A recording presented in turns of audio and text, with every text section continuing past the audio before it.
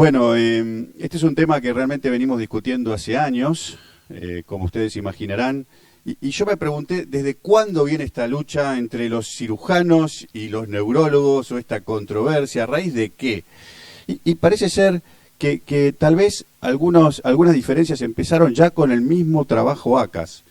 Los cirujanos venían viendo que muchos de los estudios que ellos realizaban, previos generalmente estudios observacionales, decían que los pacientes con estenosis carotídea asintomática, si los operaban, les iba a ir bien. Sin embargo, el ACAS da un resultado positivo, como vamos a ver, pero este resultado fue marginal. Mientras tanto, los neurólogos somos difíciles de convencer y tratamos muchas veces de ver dónde está la pata o el pelo al huevo, y por supuesto nuestra impresión era que había más complicaciones en la realidad que lo reportado en los trials. Y tal vez ahí comenzaron nuestros caminos paralelos, ¿no? Algunos tratando de decir por qué no operamos y otros tratando de fortificar la idea de cirugía. Ahora bien, hay muchas cosas que hay que tener en cuenta cuando uno habla de stroke o de ACV. A diferencia de lo que es la enfermedad coronaria, generalmente es una enfermedad aterosclerótica, se tapa una arteria. Sin embargo, en el ACV o en el accidente cerebrovascular, los mecanismos que pueden llevar a un infarto cerebral son múltiples. Y la carótida es solo uno de ellos. Fíjense ustedes que podemos tener embolias cardíacas, ya sea por trombos, fibrilación auricular, placas del callado aórtico, enfermedad arterial intracraniana o enfermedad más alta o de pequeñas arterias. Y todo se va a manifestar como un stroke. No todo es la carótida. Y es así que ustedes también conocen que ya hace muchos años la cirugía carotidia es una cirugía posible, desde el año 54, pero curiosamente, con los resultados del estudio ACAS, la proporción de cirugías que se empezaron a hacer fueron realmente muy importantes. Por cuestión de tiempo no nos vamos a referir a todos los estudios, me parece prudente discutir los más relevantes, que son los últimos, que son los estudios del estudio de veteranos, el ACAS, el ACST y por supuesto el estudio CREST. No nos vamos a referir al stenting, yo sé que ustedes tampoco son muy hermanos, son hermanos, pero no tan unidos con los hemodinamistas.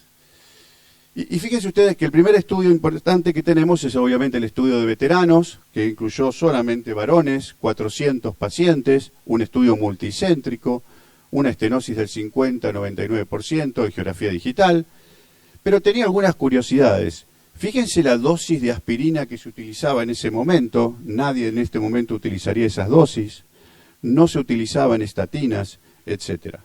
Sin embargo, este estudio demostró que había cierto beneficio, pero que también, obviamente, el riesgo quirúrgico todavía era un poquito elevado. El primer estudio relevante que aparece, como decíamos, es el estudio ACAS, estudio del año 95, ya han pasado muchos años de este estudio, 1.600 pacientes, un número interesante, más de 60% de estenosis, todos confirmados por angiografía digital, divididos en dos ramas, aquellos que se operaron versus aquellos con tratamiento médico. Curiosamente, el tratamiento médico solamente comprendía la antiagregación y solamente aspirina a dosis de 325 miligramos día. ¿Y qué resultados tenemos? Bueno, este estudio claramente demostró,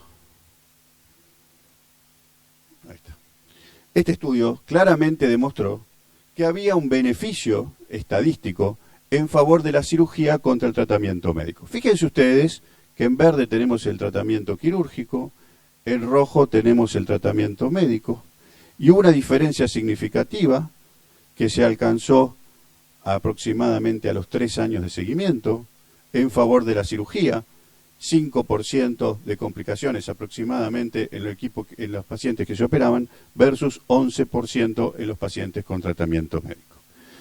Ahora, más allá de eso, que es muy interesante y por supuesto es estadísticamente relevante y no le vamos a sacar importancia, debemos analizar algunos aspectos que sí son interesantes a tener en cuenta.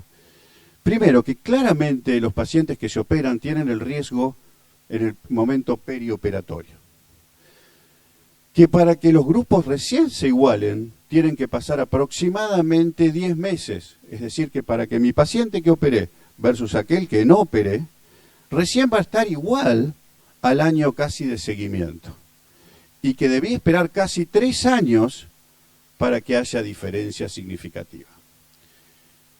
Y otro dato relevante es que muchas veces es cómo transmitimos la información al paciente. Yo puedo decirle que claramente aquellos pacientes que se operan versus aquellos que no operamos tienen una diferencia estadísticamente significativa en favor de la cirugía. Ahora bien, también puedo decirle a mi paciente que si no se opera, tiene un 90% de posibilidades, fíjense, ¿sí? Casi 90% de posibilidades de estar libre de síntomas, sin ningún problema, a 5 años, contra un 95% de posibilidades de estar libre de síntomas a 5 años. Entonces, también mi paciente va a decidir las cosas de otra manera. Este estudio además tiene algunos datos también relevantes. Un aspecto muy importante tal vez lo dio el hecho de que ese beneficio parece no haberse visto tanto en mujeres, que los pacientes mayores de 68 años tampoco tenían ese beneficio, y claramente no hubo diferencias independientemente del grado de estenosis. Es decir, a los hombres les iba mejor, que es lo mismo que vio el estudio de veteranos, pero ese estudio solo incluyó varones, que los pacientes menores de 70 años les iba mejor, y que eso era independiente del grado de estenosis. Siempre y cuando mi riesgo quirúrgico sea bajo. Hay algunos aspectos que se hicieron después de este estudio, que fue un subanálisis, con todas las limitaciones que tiene un subanálisis, de un estudio ya realizado y en base a muy retrospectivo, etcétera, sobre el estudio ACAS, que es qué pasaba si mi paciente tenía ocluida la arteria contralateral. Es decir, tengo una estenosis y la otra está ocluida totalmente. Todos pensaríamos que a ese paciente hay que necesariamente operarlo para mejorarle el flujo. Bueno, ese pensamiento fue contrario en los resultados. Aquellos pacientes que tenían la arteria contralateral totalmente ocluida, les iba peor. Tuvieron que pasar aproximadamente 10 años más. Se hace un estudio también multicéntrico, randomizado, 2 ramas, que fue el ACST, que debió incluir el doble de pacientes. Ya cuando tenemos que incluir el doble de pacientes para tratar de demostrar lo mismo y ese margen de beneficio es pobre, hay que tener cuidado. También 2 ramas, cirugía versus tratamiento médico. Acá el criterio de estenosis se utilizaron otros criterios diferentes que no fue necesariamente la angiografía digital. ¿Y qué resultados vimos? Prácticamente los mismos que habíamos visto antes. Tuvimos que estudiar el doble de pacientes y el beneficio fue casi similar. Fíjense, nuevamente el mismo dato, hubo diferencias significativas, en verde el grupo quirúrgico, en rojo el grupo con tratamiento médico, un casi 12% versus casi 6,5%. Esto obviamente es el doble que esto, pero esto es lo mismo que también decir que mi paciente tiene un 89% de posibilidades de estar sano a 5 años, si no lo opero, contra casi un 95% de posibilidades de estar sano a 5 años si lo opero. Pero también vio otras cosas este estudio. Fíjense que para que ya los grupos se igualen, es decir, que mi paciente que opero versus el que sigo tratamiento médico, estén en igual condición, debían pasar al menos 2 años. Con lo cual, esto está marcando que esto es un beneficio claramente a largo plazo y que obviamente el riesgo lo tenemos puesto en los primeros días después de la cirugía.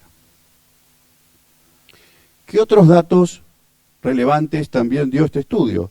Algo similar a lo anterior. ¿Recuerdan? Las mujeres les fue peor, a los pacientes de más de 65 años les fue peor, y claramente mi grupo quirúrgico debía tener un riesgo de menos del 3%. Otro dato curioso de este estudio es que, como les comenté antes, el anterior, el estudio ACAS, solamente tenía aspirina como único tratamiento. En cambio, en el ACST, ya el 91% de los pacientes estaban antiagregados, casi un 80% estaban recibiendo antihipertensivos, pero acá comienzan a usarse los hipolipemiantes. Pero también es importante tener en cuenta que solo menos del 20% de los pacientes recibían hipolipemiantes al comienzo del estudio, llegándose a un 70% aproximadamente al final del mismo. ¿Y qué implicancias tiene eso? Que claramente el tratamiento médico se fue optimizando en el correr de estas décadas. Y esto es lo que se ve de la tasa de stroke en estudios observacionales. Claramente está cayendo. Y esto hace más difícil. Cuando yo comencé, estuvimos participando de los estudios Carisma, Profes, etcétera, de prevención secundaria, y cada vez se hacía más difícil encontrar endpoints primarios, que haya diferencia entre los grupos, porque los pacientes cada vez están mejor tratados. Y esto está demostrado claramente. Fíjense que si ustedes hacen un metaanálisis de 41 estudios antes de la década del 2000, 2,3 pacientes por cada 100 por año tenían una ACV. Sin embargo, después del 2000, eso cayó claramente a 1,2 pacientes por año, por cada 100 por año. Y esta disminución clara del riesgo de ACV, que es lo que estamos viendo en los estudios observacionales, es que está relacionado claramente con fuertes campañas de suspensión del cigarrillo y, por supuesto, en otras mejoras del tratamiento médico, especialmente el uso de estatinas. Como les decía, pocos estudios están utilizando las estatinas para compararse, y si uno aquellos estudios que recibieron estatinas contra aquellos que no lo recibieron, claramente que en aquellos que tenían estatinas el efecto era muy marcado y había menos prevalencia de evento cerebrovascular.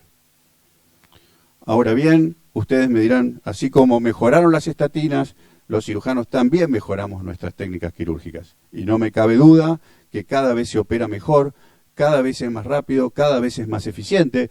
Y esto lo demuestra este metaanálisis de más de 60.000 pacientes que operaron asintomáticos, la reducción de stroke luego de la endarterectomía a lo largo de los estudios antes del 2005 o después, claramente cayó del 3 y pico por ciento a menos del 2%, y eso claramente ustedes podrían decirme, muy bien, ahora operamos mejor, nos complicamos menos, no me cabe ninguna duda porque eso lo vemos nosotros también. Entonces, esta reducción clara de las complicaciones que teníamos antes se van a trasladar directamente en mis pacientes asintomáticos, y eso va a superar el margen de los pacientes que tratamos médicamente. Yo le diría que es así, pero es una verdad a medias. Y fíjense ustedes que en el ACAS el riesgo, la complicación quirúrgica era casi del 6% a 5 años. Esto implicaba que por cada 1.000 pacientes preveníamos y operábamos 59 strokes. Esto quiere decir que estamos haciendo 941 cirugías innecesarias. Pero si ustedes van a ACST, a 10 años de seguimiento, donde ya la complicación quirúrgica es de 4,6%, preveníamos 46 strokes por cada 1.000 pacientes que operamos, o sea que estamos haciendo 954 cirugías innecesarias. Y ustedes me dicen, ¿y si el riesgo es cero? Esto es lo que ocurre si el riesgo es cero. De acuerdo a comparado con el ACAS, con el grupo médico de esa época, o el ACST. Fíjense, el ACST, con riesgo cero, cero complicación quirúrgica. Esto es una hipótesis. 74 strokes por cada 1.000 pacientes, es decir, seguimos haciendo 926 cirugías innecesarias. Conclusión de esto, no me cabe duda que si mando a operar a un paciente, la reducción del riesgo quirúrgico en cuanto a mortalidad y stroke que estamos viendo perioperatorio es una excelente noticia para el paciente individual. Pero la realidad indica que poco le aporta al número total de cirugías innecesarias que tenemos que hacer para lograr ese beneficio. El estudio CREST es lo más reciente que tenemos. Quiero comentarles que también está en marcha un CREST 2. El CREST 2 tiene una rama que no tenía el 1, y el CREST 2 tiene una característica. Compara la endarterectomía convencional versus el tratamiento endovascular versus la rama médica. Todavía no tenemos los resultados, y eso tal vez sea la respuesta a estas incógnitas que tenemos hoy, pero básicamente el CREST, que tenía más de 2.500 pacientes, la rama quirúrgica versus el stenting, demostró que prácticamente los riesgos son similares, ¿sí? No había grandes diferencias entre ponerme un stent y operarme. Pero acá yo sí pongo una diferencia, y acá sí me tengo que inclinar por ustedes los cirujanos, y en este aspecto, y no porque esté en este Ateneo, sino porque claramente cuando uno dice voy a operar mi paciente de una estenosis carotidia asintomática, ¿por qué lo hago? Porque quiero prevenir un stroke, ¿sí? Claramente el stent versus la cirugía tuvo mayor cantidad de ACV. Es decir, que si yo voy a elegir un procedimiento para prevenir un ACV, no voy a elegir de los dos procedimientos el que mayor riesgo me dé de infarto cerebral. Contrariamente, la endarterectomía tiene más complicaciones en el aspecto cardíaco o coronario. Y es más, esto se resolvió también en parte cuando les preguntaban en este estudio a los pacientes, con un estudio que se llama de calidad de vida, le preguntaban así directamente, ¿usted qué prefiere tener? ¿Un ACV o un infarto cardíaco? Y claramente los pacientes eligen el infarto cardíaco. Claramente el stent es un poquito mejor en los pacientes menores de 70 años, pero esto es contrario en la endarterectomía. Mayores de 70 se recomienda más la endarterectomía, pero curiosamente el mismo estudio, cuando concluye en el New England Journal of Medicine, dice, hasta que no haya más información disponible, la endarterectomía sigue siendo el tratamiento de elección para la mayoría de los pacientes sintomáticos. Coincidimos. El tratamiento para la sintomática sigue siendo controversial. Ahora, hay pacientes que yo puedo tener alguna idea de a quién puedo beneficiar y a quién no. Tal vez haya algunas cosas que nos pueden orientar. Y esto es muy importante hacerlo en un buen interrogatorio. Tengo que estar seguro que mi arteria es asintomática y no tener dudas al respecto. Eso es clave. Por lo que vine diciendo, parece que a los pacientes mayores de 75 no les va bien, que a las mujeres no les va bien. Contra esto les digo que una guía especial que lanzó la American Heart, especialmente dedicada a mujeres, dijo que esto no tiene validez y que solamente está relacionado porque el enrolamiento de mujeres fue menor que el de varones. No lo sé, pero la estadística dice lo contrario, que a las mujeres les iría peor. Como les dije, si mi paciente tiene una oclusión contralateral, ese es menos candidato todavía porque les va peor. Si lo hago en el lado dominante, tengo más riesgo de complicaciones. Si mi paciente es un hipertenso severo también, porque tengo alto riesgo de que haga lesiones por reperfusión. Y si obviamente mi paciente tiene historia de angina de pecho o falla cardíaca, este es un mal candidato porque me va a hacer una complicación perioperatoria. Ahora bien, recientemente en el 2017, la Asociación de Cardiología Europea, unida con la de cirujanos cardiovasculares, recomendó que tal vez en algunos pacientes que ellos consideran de alto riesgo tendrían indicación de cirugía en la estenosis carotidia asintomática, considerando de alto riesgo algunos que tengan algunas de estas características, es decir, infartos, presencia de infartos silentes ipsilaterales a la carótida, progresión de la estenosis, embolia que uno pueda detectar en el Doppler transcraniano, etc. Tal vez esta población sería una población que sí beneficiaría. Ahora bien, esto es muy largo, pero prácticamente quiero decir pocas cosas y por eso la subrayé. La endarterectomía carotidia es beneficiosa, no me cabe duda, entre el 60 y 99%, pero el número necesario para tratar a 3 años es al menos de 33 pacientes. O sea, debo tratar 33 para beneficiar a uno. Entender que el beneficio es a largo plazo, casi 2 años como mínimo. Que mi equipo quirúrgico tiene que tener una serie de complicaciones menor al 3% y no todos conocemos cuál es el riesgo quirúrgico de nuestro hospital.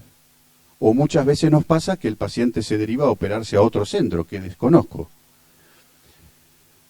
Es importante saber cómo está la otra carótida, porque si la otra carótida está tapada, tengamos cuidado por este subanálisis. Entonces, si tal vez hubiera un paciente ideal para mandar a operar la carótida asintomática, debemos saber que mi equipo quirúrgico claramente tiene que tener un riesgo menor al 3%.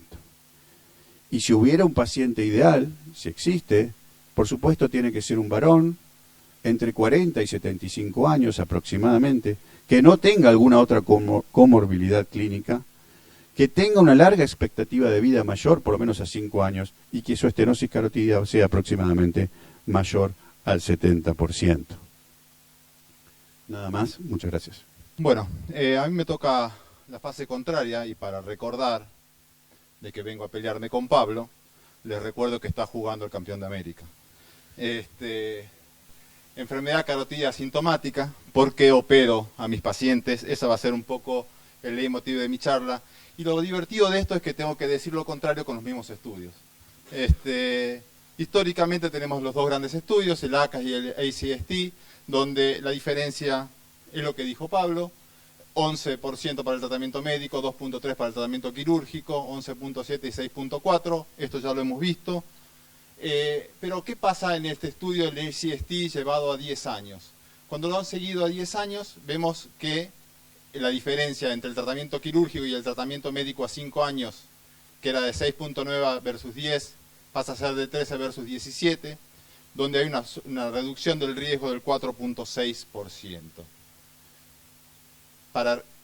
Como veíamos, teniendo en cuenta todos los pacientes, hay una diferencia en las dos curvas que se separan a los 5 años y continúan separadas a los 10 años de tratamiento. Si yo no tengo en cuenta los eventos del perioperatorio, estas dos curvas se separan bruscamente desde el inicio y el beneficio de la cirugía es aún mayor. Pero ¿qué pasa con los pacientes que no se operaron? Y de los pacientes que se difirieron a la eventualidad de aparición de síntomas, el 4% por año se operó. Del grupo que estuvo stroke, más de la mitad de estos stroke fueron fatales o fueron discapacitantes. El efecto protector fue para ambos sexos en menores de 75 años, pero el número necesario de pacientes a tratar sigue siendo 20 pacientes. Si se toma en cuenta el crossover que hubo en el ACST, este número se reduce a 15 pacientes. Obviamente que estoy obligado a decir que solo 1/3 de los pacientes que se cruzaron de rama lo hicieron por la aparición de síntomas. Los 2/3 restantes lo hicieron por decisión del paciente o por decisión del neurólogo tratante. ¿Qué pasa con el tratamiento médico en el ACST? Y algo ya dijo Pablo. En cuanto a la aspirina, la mayoría de los pacientes tomaban aspirina. En cuanto al tratamiento hipertensivo, mejoró el tratamiento hipertensivo en los pacientes del antihipertensivo en el paciente del ACST, logrando disminuir casi 10 puntos la tensión arterial diastólica. Pero el punto más importante es el tratamiento hipolipemiante. Y como dijo Pablo, el 10% de los pacientes aproximadamente al inicio del estudio tomaban drogas hipolipemiantes y casi el 80% las tomaban hacia el final del estudio. Pero vemos que en los pacientes que tomaban drogas hipolipemiantes antes de la aparición de un stroke, la diferencia sigue siendo significativa a favor de la cirugía. Entonces, lo que vemos en la historia natural del stroke es una reducción del riesgo del stroke. Y esto se ve en la comparación entre el ACST y los trabajos de Naylor del 2010, donde la historia natural del stroke ha caído. Y estos son dos trabajos que no son tan habituales leídos por cirujanos, pero este es un estudio antiguo, el WASID, que ve la evidencia de eventos cerebrales con y sin aspirina y warfarina, y el SAMPRIS es un estudio de stenting y agresiva medicoterapia para prevenir el stroke. Lo que se ve es una reducción del riesgo anual de stroke por lo menos a la mitad en 10 años. Y esto es una evidencia. Pero ¿de qué hablamos cuando hablamos de tratamiento médico óptimo para prevenir un stroke? Y estamos hablando de agresivo control de la tensión arterial, con múltiples agentes terapéuticos, control de la diabetes, estatinas obligatorias y generalmente en altas dosis, doble tratamiento antiplaquetario con aspirina clopid o aspirina dipiridamol, bajas dosis de IECA, agresivo cambio del estilo de vida, cesación tabáquica, ejercicio, dieta, y evitar en las mujeres la terapia de reemplazo hormonal. Y este es un editorial que publicado el año pasado en Neurology, y este médico lo que dice es que el tratamiento médico intensivo, como el que realizado en el SAMPRIS o el que está proyectado en el CRES-2, puede ser difícil de reproducir en la comunidad por una amplia variedad de razones, que incluyen el acceso al cuidado y a la experiencia médica y las posibilidades tanto sociales como económicas de los pacientes a hacer frente a un tratamiento de esa magnitud. Como vimos recién en la presentación de Pablo, en el CREST Trial hay una reducción del riesgo de stroke también para el tratamiento invasivo. del 4.5 el riesgo para el stent carotidio y del 2.7 para la endarterectomía carotidia. Y el mismo autor sostiene que dados los datos del ACAS y del ICST y los actuales datos, no parece razonable a un paciente con una lesión carotidia severa de bajo riesgo nunca ofrecerle un procedimiento de revascularización. Y esto es, el procedimiento va a proteger a una baja cantidad de pacientes, pero va a proteger al 100% del paciente que yo tengo sentado adelante. Obviamente que tenemos trabajos ongoing, el CREST-2 va a ser un trabajo que por lo menos promete terminar de dilucidar esta cuestión, porque da una rama de tratamiento médico óptimo y una rama de tratamiento médico óptimo con endarterectomía y con stent carotidio. ¿Quiénes son los pacientes con mayor riesgo de stroke? Esto también lo mostró Pablo, son los varones, son los pacientes con tratamiento con tabaquismo activo, los hipertensos no controlados y los pacientes que tienen historia de stroke o de eventos contralaterales. ¿Qué pasa con las mujeres? Las mujeres parecen tener una historia más benigna de la enfermedad, es cierto que están mal representadas en los trials clásicos, también es cierto que la tortuosidad de los vasos del cuello de la mujer suele ser precursora de mayor cantidad de eventos intraoperatorios. No hubo beneficios en el ICST sobre el tratamiento médico. Parece ser más que nosotros pensar en qué pacientes tengo que tratar, tenemos que tratar de pensar en qué lesiones tengo que tratar. El grado de estenosis no es buen predictor de eventos. No hay diferencias significativas entre los pacientes que tienen 70, 80 y 90%. Pero sí la progresión de estenosis ha demostrado ser un marcador de evento. Sobre todo cuando suben una categoría. El paciente que estaba en 70% o 70 y poco pasa a 80%. Parece ser que en ese factor hay un mayor número de eventos. La característica de placa. La característica de placa, esto es marcador, el ecodoppler es el mejor estudio para verlo. La superficie irregular, las ulceraciones, las ecolucencias, los valores de la escala de grises pueden darnos una buena información de qué placa es más inestable y más propensa a las embolias. La resonancia para la detección de hemorragia intraplaca también es un detector de eventos. Acá quiero detenerme 2 minutos en el informe del ecodoppler y el ecodoppler y pelearme un poco con los cardiólogos ecografistas. Nosotros todos vemos en nuestro consultorio pacientes derivados por cardiólogos con el informe hecho por el cardiólogo que le hizo el ecodoppler de cuello y que hizo el cálculo del NACET y nos presenta una estenosis significativa. Y no nos habla nada de la placa. Creo que en esto es muy importante tener los estudios hechos por especialistas en diagnóstico por imágenes y que nos hablen de las características de la placa. Las placas ulceradas, irregulares, heterogéneas, con zonas de inversión de flujo y estancamiento del flujo, son signos específicos de riesgo de embolia. Las placas inestables o heterogéneas, con zonas de hemorragia intraplaca, con menor cantidad de calcio, mayor cantidad de lípidos, hemorragia intraplaca, son lesiones más propensas a producir síntomas. La detección de émbolos silentes, tanto por TC como por resonancia, la presencia de infartos embólicos silentes es predictor de nuevos eventos.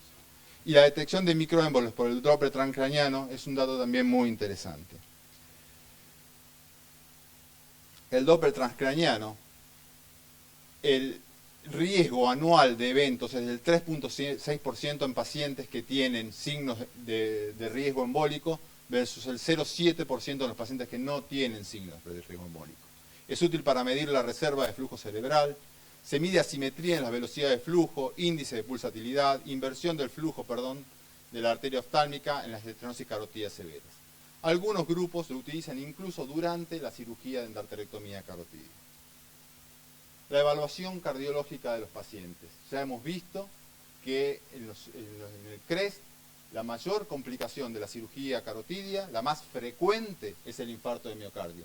Es muy importante tener bien estudiados a los pacientes con estudios funcionales, ergometría, ecoestrés en la evaluación preoperatoria y tener una recuperación en una unidad monitoreada las primeras 24 horas. La anestesia es muy importante en cirugía carotidia. Monitoreo invasivo de la TA, utilización desde el inicio de drogas vasoactivas, preferentemente noradrenalina. Objetivo, mantener una tensión arterial alta, cercana a los 100 milímetros de mercurio durante el clampeo.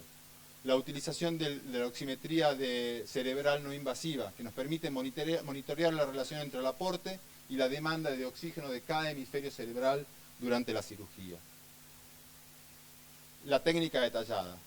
La técnica detallada es un dato muy importante para poder disminuir las complicaciones de la cirugía. Heparinización temprana, mínima movilización de tejidos, disección e identificación de los reparos anatómicos, adecuada disección de la placa y cuidadosa hemostasia para disminuir absolutamente todos los riesgos, no solo los riesgos de ACV, sino los riesgos de lesiones neurológicas y demás complicaciones de la cirugía carotidia. El uso del shunt y del parche queda un poco librado a cada equipo. Yo prefiero utilizarlos, hay gente que prefiere no utilizarlos. ¿Qué dicen finalmente las guidelines en el manejo de esto? Clase 1, nivel de evidencia C, para la selección de pacientes asintomáticos para la revascularización carotidia, obviamente que nos exige tener un bajo índice de complicaciones. Y que es razonable con una clase 2A, seleccionar la endarterectomía en pacientes asintomáticos que tienen más del 70% de estenosis en la carótida, si el riesgo perioperatorio de infarto y de muerte es bajo. Muchas gracias. Bueno, yo también soy hincha del campeón de América y bueno, voy a hablar un poco de la experiencia que tuvimos en el Hospital Alemán con respecto a las endarterectomías en los últimos 10 años. En primer lugar, lo que quiero remarcar es que ya la endarterectomía carotidia pasó a ser el gold standard para lo que es el tratamiento de la estenosis carotidia, tanto sintomática como asintomática, en el año 1975 a través de la publicación de Beckey. Posteriormente surgieron interrogantes de acuerdo al periprocedimiento, cuál sería la imagen preoperatoria óptima, el tipo de anestesia, anestesia local versus anestesia general, la utilidad del shunt, la necesidad del parche, entre otras cosas. Luego, con el advenimiento de las técnicas endovasculares, surge el stent carotidio como motivo de discusión y confrontación contra la cirugía. Estos son dos grandes trabajos que ya los han desarrollado de forma completa, digamos, los presentadores anteriores, pero básicamente lo que quiero decir de esto es que el ACV postprocedimiento fue mayor para el grupo del stenting versus la endarterectomía, y por otro lado quiero remarcar cuál es el tiempo de seguimiento de cada uno de ellos, uno de 8 años y el otro de 3 años. Realmente estamos hablando de long term cuando hablamos de un tiempo promedio de seguimiento que oscila de 5 a 7 años, teniendo en cuenta que no son pacientes oncológicos y que probablemente tengan una supervivencia estimada alta. Creo que es algo que tenemos que tener en cuenta y nos tenemos que preguntar nosotros, sobre todo los cirujanos, los neurólogos. Cuando vemos esto, lo que quiero demostrar es lo que está ocurriendo con la población hoy en día. Por un lado, en el año 1950 vemos que la población de ancianos es mucho menor comparativamente con los niños y los adolescentes. En el año 2017 vemos cómo ha ido en aumento la población de ancianos y cuál es la proyección para el año 2100, que es básicamente un cuadrado, donde gran parte de la población va a ser anciana. Por otro lado, lo que quiero demostrar con este trabajo es, con el de arriba, así el publicado por Killeney, es que ya se han descrito que no es lo mismo cómo le va a un cirujano vascular de alto volumen versus lo que pasa con un cirujano de bajo volumen, con la cirugía vascular en general. Y concretamente lo que demuestra Cowan ya en el año 2002 es que no son lo mismo los resultados de pacientes, de médicos, de cirujanos que operan muchas carótidas por año versus aquellos que tienen poca experiencia en ellas. Y lo dividen básicamente en bajo volumen, menos de 10 carótidas año, mediano volumen de 10 a 30 y alto volumen mayor de 30. Y esto lo ven como un factor independiente en el pronóstico de esos pacientes que se operan de estenosis carotidia. Aquí en este gráfico lo que quiero mostrar es la distribución de la población mundial, ¿sí? Y lo que es interesante es ver qué es lo que ocurre en la Argentina, que podemos ver que estamos muy pálidos con respecto al resto del mundo, y eso nos habla de que tenemos una densidad de población baja. Entonces, lo que quiero demostrar aquí es que en el Hospital Alemán, a pesar de ser un centro de referencia en la capital federal y en la Argentina, tenemos solamente 17 endarterectomías año, como promedio. Entonces a nosotros nos surgen dos preguntas. Es muy importante saber qué es lo que le pasa a las carótidas operadas en el largo plazo, y por otro lado, para nosotros también es importante saber qué es lo que pasa con los cirujanos de mediano volumen. Es por ello que nos planteamos como objetivo evaluar los resultados a corto plazo y largo plazo de las endarterectomías carotidias sintomáticas y asintomáticas en un hospital de mediano volumen. Para ello hicimos un estudio de tipo observacional, amispectivo, entre enero del 2008 y diciembre del 2017. Se incluyeron todos los pacientes operados de endarterectomía carotidia con un seguimiento mayor o igual a 6 meses y se excluyeron aquellos pacientes con cirugías concomitantes, porque hubo pacientes que se operaron de carótida y de corazón, sobre todo al principio de la serie. Esto es fundamental en lo que es la evaluación de nuestros pacientes. Nosotros tenemos un trípode básico que es el cirujano cardiovascular, el cardiólogo y el neurólogo. Y todos los pacientes en lo que es el periprocedimiento y el postprocedimiento y el seguimiento alejado van de la mano de estos 3 especialistas. En el preoperatorio, todos los pacientes se hace una ecografía Doppler de vasos de cuello, realizada por un médico especialista en diagnóstico por imágenes, seguido de una angioresonancia magnética o una angiotomografía. ¿Por qué pedimos estos estudios extra, digamos? Para saber cómo es la anatomía del polígono de Willis y también para saber cómo está la carótida contralateral, que de alguna forma también guía un poco la estrategia operatoria. Completamos los métodos prequirúrgicos mediante un laboratorio y también mediante una evaluación cardiológica completa. Y las técnicas utilizadas fue la endarterectomía con shunt, que vemos cómo se emplaza el shunt y después se cierra con parche. Algunos cirujanos ya en nuestro servicio en los últimos años están operando mucho sin shunt. Ya vamos a ver que casi el 40% de nuestras cirugías son sin shunt. Y esto obviamente se hace teniendo una angioresonancia o una angiotomografía en la cual se ve que el polígono Willis está completo y que la carótida contralateral está permeable, y también constatando un buen reflujo de la carótida interna durante el procedimiento y también teniendo un tiempo operatorio bajo. El camino natural de nuestros pacientes fue endarterectomía carotidia, seguido de recuperación unidad coronaria, luego internación en sala general y finalmente alta. Y a nivel ambulatorio, una vez que el paciente se va a la casa, viene al consultorio a las 2 semanas, luego a los 3 meses, a los 6 meses, al año y luego una vez al año. Y se pide una ecografía de vasos del cuello a los 3 meses, otra al año y luego una vez al año, y cualquier cuestión que se desvíe a lo normal, duda o lo que sea, estenosis, se pide un estudio más exhaustivo como una angioresonancia o un angiotac. Las variables analizadas fueron demográficas y postprocedimiento, y concretamente se hizo hincapié en la muerte, en la restenosis, en el ACV o en síndrome coronario agudo, haciendo una valoración estadística mediante la supervivencia libre de eventos mediante el método de Kaplan-Meier. Se incluyeron 159 pacientes, 167 procedimientos en total. La edad media fue de 72 años, predominio del sexo masculino, predominio de ASA Severity Score 3-4, 95%, 90% hipertensos y 31% diabéticos. Y 84% fueron internaciones programadas. Los pacientes sintomáticos fueron 49 y podemos ver que operamos gran parte de pacientes asintomáticos, es decir, 71%, que son 118 pacientes. El tiempo operatorio fue de 101 minutos y 59% fue con shunt, es decir, tuvimos casi un 40% de pacientes sin shunt. Y en la totalidad fue con parche de PTFE. Las complicaciones posoperatorias tuvimos. En cuanto a la mediana de internación fue de 3 días. La mediana de internación en UCO de 2 días.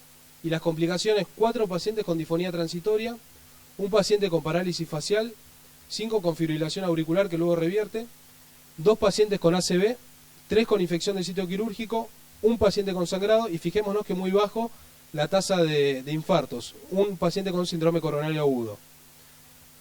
De los 3 pacientes que tuvieron infección del sitio quirúrgico, un paciente se tuvo que reoperar y el paciente que sangró fue un hematoma sofocante que también se tuvo que reoperar.